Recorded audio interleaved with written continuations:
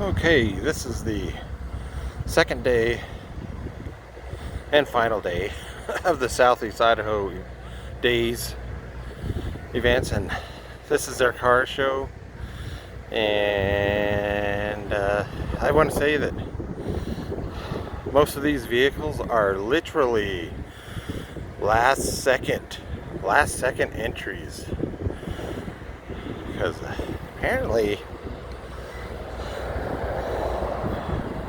even though there was announced there was going to be a car show, nobody had signed up for it anyway. But there's a lot of people here, a lot more vendors, and somehow I missed the parade, if there was one.